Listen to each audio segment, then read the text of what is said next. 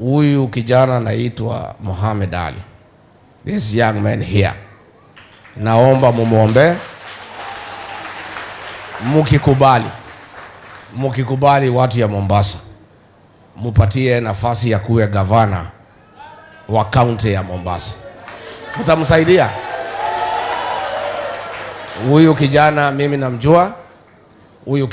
namjua. Kama amekataa hongo kwa William Ruto kama wabunge wengine wanapewa milioni 10, milioni 20. Huyu kijana kama hawezi chukua hongo, ajisaidie mtu binafsi. Hawezi haribu mali ya Mombasa. Anaweza simamia. A leader who can refuse a bribe of 20 million can be entrusted to take care of the resources of the great county of Mombasa. Na pia watu ya Mombasa muko na nafasi nzuri ya kujikomboa. For the longest, one family has decided what will happen in Mombasa. Familia moja inaamua nani atakuwa gavana, nani atakuwa senator, nani atakuwa MP, nani atakuwa MCA, nani atafanya biashara bandari, nani atafanya nini. You have a chance and an opportunity this coming election to liberate the people of Mombasa from one family, to entrench democracy and allow the people of Mombasa to choose leaders who will serve them. Mimi niko na huzuni sana nikiwa Mombasa.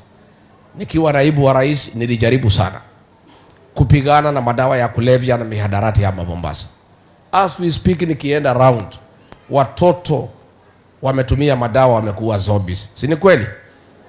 I want to ask you, huyu Moha is the leader ambaye atajitolea amalize madawa ya kulevya katika kaunti ya Mombasa, ndio watoto wetu waweze kukua kama watoto wa Wakenya wengine.